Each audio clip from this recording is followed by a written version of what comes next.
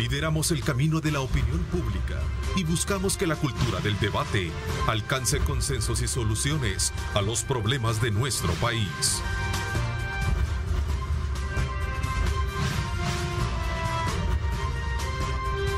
Diálogo con Ernesto López.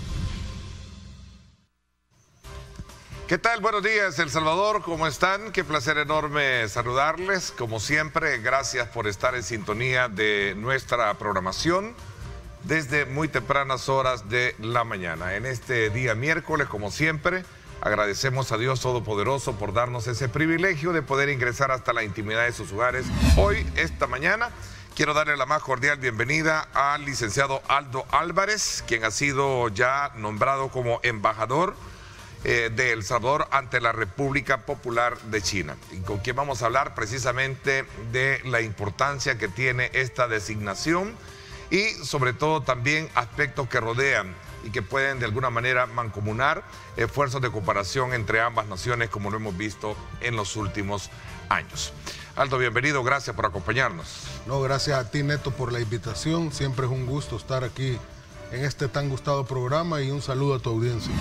Sí, bueno, en primer lugar con humildad, porque siempre hay que tomar estos cargos como lo que son cargos de servicio público, ¿verdad? El servicio exterior es un servicio público, solo que se presta fuera del país, pero con mucha responsabilidad, porque es evidente que el contexto, el tipo de relación, el tipo de país que es, ¿verdad? Y representa China, pues implica que es una cuestión que no se puede tomar a la ligera, sino que se tiene que tomar con la seriedad del caso, ¿verdad? Entonces, en ese sentido, pues yo tomo esto con mucha responsabilidad, pero también con mucha alegría, porque evidentemente que todo lo bueno que se pueda lograr de esa relación va a repercutir en beneficio de los salvadoreños, de la mayoría de los salvadoreños.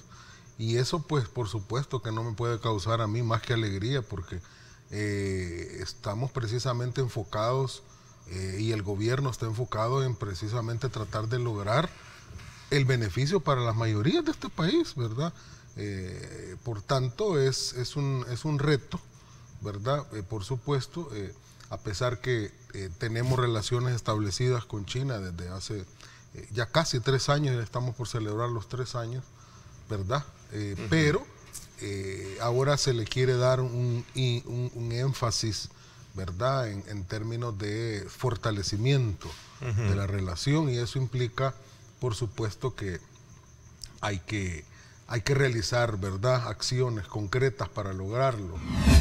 El gobierno anterior, es cierto que estableció las relaciones con China, pero digamos, no le dio la envergadura, ¿verdad?, que se necesita, sino que yo diría que fue más simbólico que otra cosa, ¿verdad? Porque tú puedes abrir una embajada, ¿verdad?, pero no le das la relevancia que tiene, simplemente haces el acto simbólico de tenerla ahí. A ver, ¿y qué características de manejo va a tener, o mejor dicho, de trabajo se va a tener con esta nación, sobre todo por digamos, estas relaciones vinculantes e históricas que hemos tenido con los Estados Unidos, y que, quieras o no, de alguna manera crispan en su momento los análisis, los discursos, y eso es algo que no me lo estoy inventando. Creo que es parte de una lectura que, como buen profesional ahora designado, has estudiado de ese fenómeno causal, ¿no? Sí.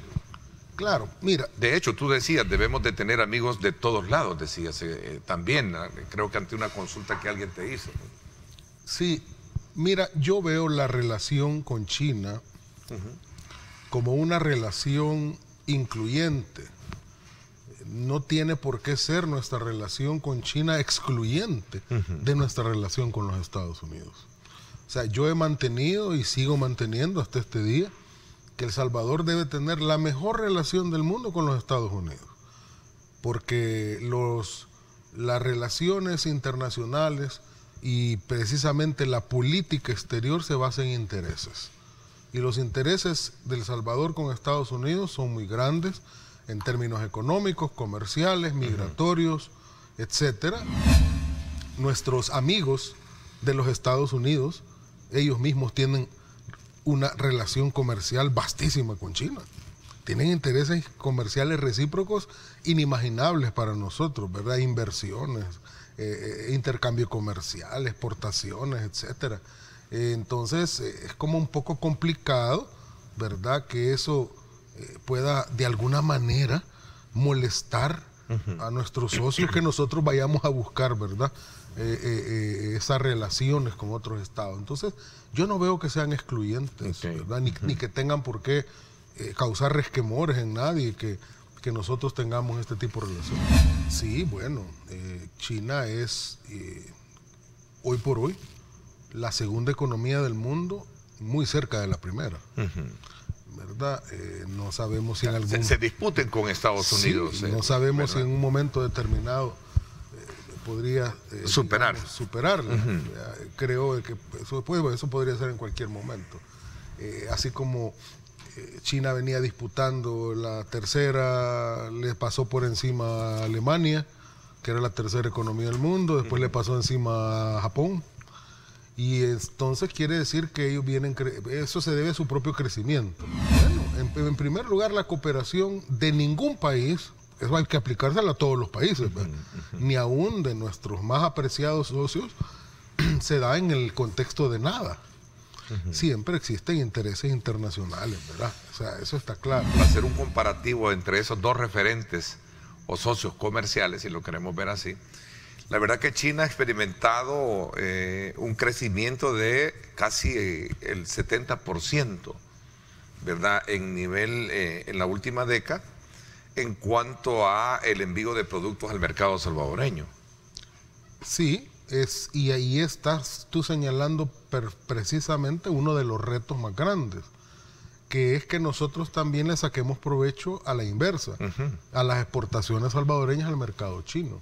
Y fíjate que no es porque el mercado chino no esté abierto a nosotros, tiene que ver más con nuestras propias realidades productivas, el que se le pueda sacar provecho a esa posibilidad. ¿Corresponde a un embajador designado trabajar en todas esas áreas? Sí, sí, y otra área en la que también es prioritaria o va a ser prioritaria en mi gestión es la de buscar inversionistas. Está bien encontrar nichos de mercado para nuestras exportaciones, ok, pero también inversionistas que quieran venir a invertir a El Salvador, por ejemplo, y sobre todo en áreas estratégicas. Pero también hay otra cosa que a nosotros nos debe interesar, la transferencia de tecnología. O sea, ¿qué cosas se pueden venir a hacer aquí? Está bien venir a hacer textiles, va muy bien, qué bueno, pues todo genera fuentes de empleo, ingresos y todo lo demás. ¿Es la primera designación para este país después de la apertura que se ha tenido? ¿Se llega a montarla o sí se tenía una oficina? Sí, no sé si consular. No, ¿sí? existe una embajada. Existe una embajada. Existe una embajada. ¿A quién sustituyes? La embajada se inauguró en abril del 2019. Bajo la auspicio del gobierno del presidente Salvador Sánchez Serén. Ya le faltaba mes y medio. Mes y medio. Ya estaba electo el presidente Bukele. Ya estaba, sí. Pero no había tomado posesión. De alguna manera, ¿cuáles son los itinerarios? Ya vimos ahí en la fotografía que fuiste juramentado por la canciller, ¿no? Sí, la semana pasada. ¿Cuándo te trasladas para allá? Yo me traslado a final de esta semana, ¿verdad? Para allá. A Beijing. A Beijing. Primero Dios, ya el próximo lunes estamos ya en funciones. Los embajadores no se desconectan del todo, tienen que estar bastante frecuente yendo y viniendo, ¿verdad? Entonces va a ser bastante frecuente que estemos regresando, ¿verdad?, cada cierto tiempo aquí al país por un lapso, ¿verdad? Y entonces eso siempre nos vamos a mantener. ¿Cuáles son en qué áreas a nosotros nos interesaría más que se pudieran formar nuestros jóvenes? Por ejemplo, pueden ser el área tecnológica. Te puedes imaginar, ¿verdad? Estudios de pregrado y no solo oferta de becas de posgrados, que es la que ofrecen la mayoría de nuestros apreciables socios, que nos ayudan con becas. Una de las maneras más comunes, si no la que más, de promover productos en China y eso lo hacen todas las provincias, las grandes ciudades, las megaciudades, porque casi todas las capitales son megaciudades allá de las provincias. Y cuando te digo megaciudades, imagínate 5 veces, 6 veces el tamaño del Gran San Salvador. Es a partir de ferias. O sea, una de las labores que tiene que tener una embajada dinámica, claro, es estar presente en los eventos de esa naturaleza. Tener el calendario de todas las ferias anuales que se hacen en todas las provincias de China y ver de qué manera tú tenés ahí presencia con tu stand, ver de aquellos productos que tú tenés intención de promover en China. Ok, te decía de que a partir de la designación te corresponde velar porque verdaderamente en el país exista una cooperación, pero también el tema de inversión. Y te decía de lo que se conocían de los proyectos más emblemáticos que se pusieron en esa carpeta, el caso de las inversiones en el oriente del país, que puede ser el tema del aeropuerto como también el tren del Pacífico, ¿no? Mira, en el caso puntual de esos proyectos que me mencionas, en realidad eso se está trabajando con, digamos, contrataciones a empresas muy particulares que están en un proceso de, ¿verdad?, de adjudicación de esas obras. No son de gobierno a gobierno, ¿verdad?, sino es más de empresa a empresa. Quiero darle la más cordial bienvenida a Leonor Serva, directora ejecutiva de ANEP. Bienvenida, gracias por acompañarnos. Buenos días, Ernesto, y buenos días a todos que me imagino que se están preparando para ir a trabajar. Sin duda alguna, el presidente de la República anunció el día lunes el plan control territorial y la cuarta fase que involucra el incremento precisamente de más efectivos militares en este plan. Bueno, pues obviamente para nosotros la seguridad sigue siendo un tema prioritario, aunque se había bajado la cifra de homicidios, obviamente estamos viendo un incremento en las desapariciones y digamos que otros problemas endémicos que seguían en el país, como el de la extorsión, que no se había estado hablando mucho, pero que sigue ahí, latente. Parte de nuestra pregunta es qué se les está ofreciendo a los jóvenes como apuestas profesionales personales, ¿no? Esa no debería ser la aspiración de un joven. Ser un soldado, pues, ¿por qué no se invierte en capacitación? Para nosotros el tema de apostarle a la juventud, pero en capacitación para hacer mano de obra calificada es una mejor apuesta que de todos modos es una solución más sostenible al tema de seguridad. ¿Fundan ustedes entonces un poco la inquietud, digamos la preocupación que han expresado algunos sectores de hablar de seguir militarizando la seguridad pública? Sí, en tanto que hay otras formas de lidiar con la seguridad pública del país, con nuestros problemas inmediatos, sin sacrificar las apuestas de futuro. Te repito, o sea, le estás ofreciendo a 40,000 jóvenes, 20,000 jóvenes nuevos, una solución que no es un futuro que lo va a desarrollar. A ver, sí, entonces, ¿qué evaluación así en concreto tienen del plan como sector privado ustedes? Nosotros esperamos, no estamos tan de acuerdo con que se esté invirtiendo impuestos como apuesta de mediano plazo, porque aparte dice que los efectos los vamos a ver en 5 años. Para duplicar la Fuerza Armada creemos que hay alternativas de capacitación, de modernización del Estado, de modernización de las capacidades de la Fiscalía, que podrían haber sido una mejor inversión, una mejor apuesta para el tema de seguridad. Porque lo demás empieza a sonar como mano dura, que ya lo vimos en al menos 3 o 4 administraciones pasadas, que no es la solución. ¿Cuál es el estado de la relación y la comunicación entre la gremial y el gobierno? ¿Está totalmente quebrado ese puente? Nosotros, por ejemplo, todos nuestros agremiados, porque vuelvo a, ANEP no es una cara, ANEP no es un cargo, no es una sola persona, de hecho somos una federación. Entonces todos nuestros agremiados siguen atendiendo a todos los llamados que hace el gobierno para participar y colaborar. De hecho, si mal no entiendo, la última iniciativa es que las empresas tengamos la posibilidad de que se lleven los procesos de vacunación a las empresas, por lo cual nosotros consideramos que es una muy buena política y estamos más que dispuestos para, no sé, para continuar apoyando a salir de la pandemia, como se hizo cuando estábamos en el año pasado en el pico de la pandemia, que creo yo que hay algo que reconocer. Si alguien tiene la oportunidad de viajar a otros países, llámese Guatemala, llámese Estados Unidos, creo que va a notar que en pocos países el sector privado ha acatado las medidas y se ha adaptado a la pandemia como lo ha hecho acá. Y eso en conjunto con las labores del Estado y con la colaboración de los ciudadanos es lo que nos ha permitido tener una economía abierta y más o menos tener esta medio normalidad y estas actividades y estas libertades. Entonces el llamado es a los ciudadanos a que retomemos las medidas, o sea, no porque nos estemos vacunando una vez o 2 veces vamos a dejar de usar la mascarilla, a las empresas a que no flexibilicemos las medidas tanto en nuestros trabajadores como en nuestros clientes y al Estado que trabajemos de la mano para acelerar el proceso de vacunación. Hablemos también, Eleonor, ya de la parte económica y específicamente ustedes han medido cuál es el impacto que va a tener el tema del salario mínimo, el incremento del 20% a partir del mes de agosto. Esperamos que a la mayor brevedad posible hagan una campaña masiva para las MIPES informándoles de cómo tienen que acceder a este subsidio. Y les rogamos que los plazos para la entrega de este subsidio atiendan la realidad de las MIPES. ¿Por qué? Todo el que tiene una pequeña y mediana empresa sabe que su gran dolor de cabeza a final de mes es sacar la planilla.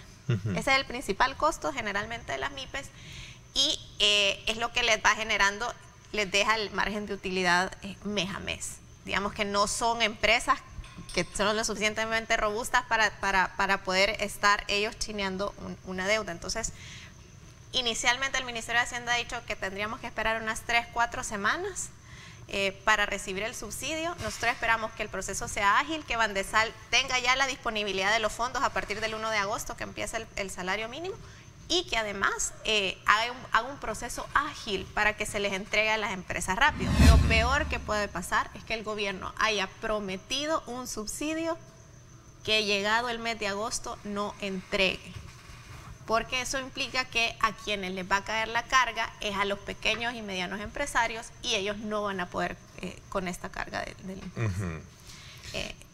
Ahí es donde nosotros quizás lo que nos generó incomodidad de cómo se ha hecho esto del salario mínimo es que se anuncia un día a las 5 de la mañana, no se da espacio para una discusión.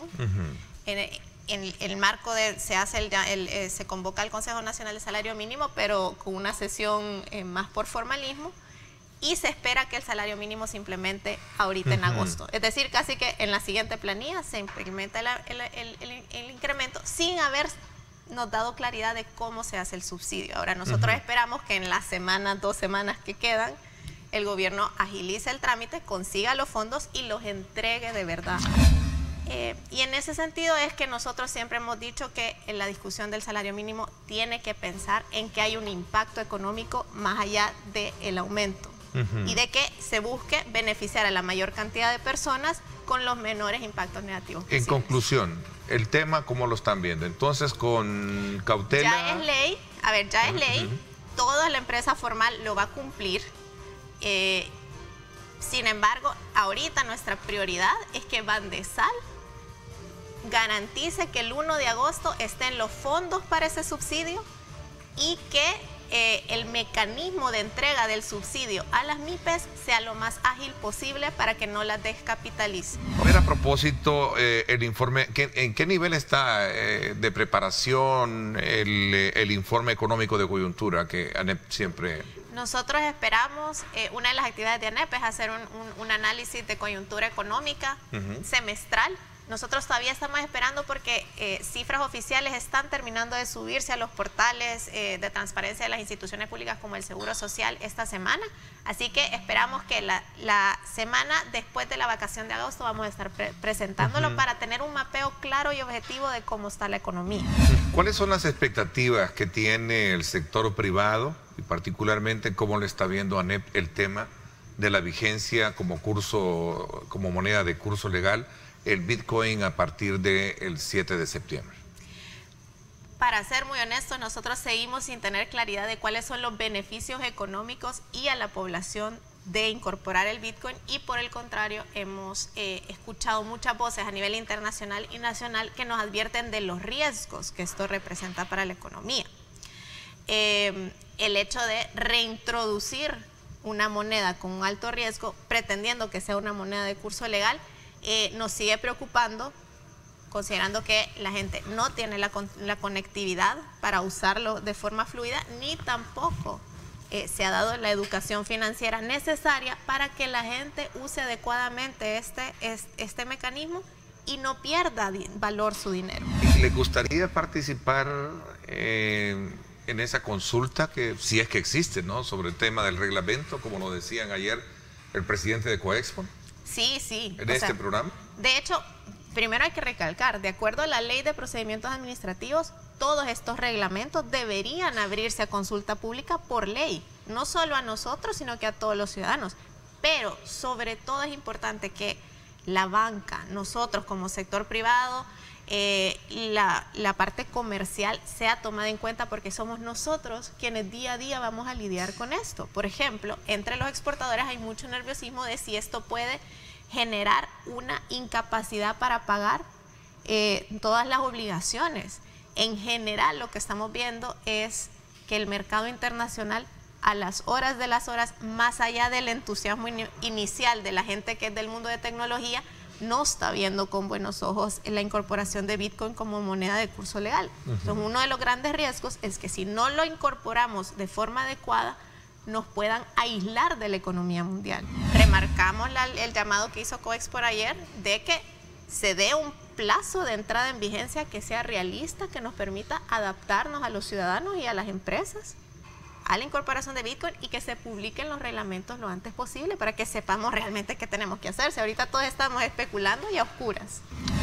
Ahora, esto pasa por comprender de que en la Asamblea Legislativa se están haciendo las cosas. ¿Cuál es la valoración de alguna manera y de esa forma como he escuchado decir que son demasiado rápidas las aprobaciones y que estas no son sometidas a consideración de aquellos sectores? Por ejemplo, voy a sumar también el tema del agua, de la ley de agua, por ejemplo.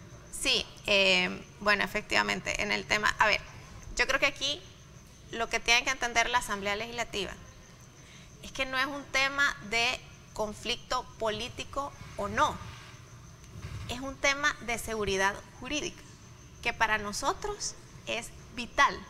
Nosotros no le podemos decir a un inversionista extranjero, venga a El Salvador y genere empleos, si inmediatamente él me pregunta, ¿y cómo fue esto del salario mínimo? Y yo le voy a tener que decir que a las 5 de la mañana se anunció y que en 24 horas ya se estaba implementando y que esperan que en la siguiente planilla se haga efectivo.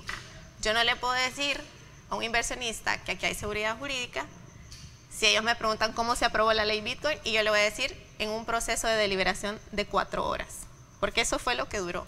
Fue una deliberación de 4 horas para cambiar la política monetaria del país y reintroducir una moneda con riesgo cambiario alto. Ok, interesante conocer desde la perspectiva de ustedes estos elementos que gravitan hoy en día en la coyuntura nacional. Vamos a estar desde luego, como siempre, siguiendo el curso de la misma y por supuesto agradecerte que nos hayas acompañado esta mañana acá para dar sus puntos de vista con relación a los temas que hemos abordado. Gracias por acompañarme. No, gracias Ernesto, y reitero el llamado a todos, sigámonos cuidando como si no estuviéramos vacunados, nadie se confíe, use la mascarilla y vaya a la cita de vacunación. Realmente son vacunas seguras. Va a ver que la mayoría de gente que se ha vacunado, lo único que ha sentido es un poquito de cansancio y malestar el día siguiente, para que todos podamos seguir en una economía abierta y con cierta normalidad. Ok, un gusto compartir contigo esta mañana estos puntos de vista, Leonor. Por mi parte, esto es todo por hoy. Pásenla bien y como siempre recuerden lo más importante, amar a Dios sobre todas las cosas. Lideramos el camino de la opinión pública y buscamos que la cultura del debate alcance consensos y soluciones a los problemas de nuestro país.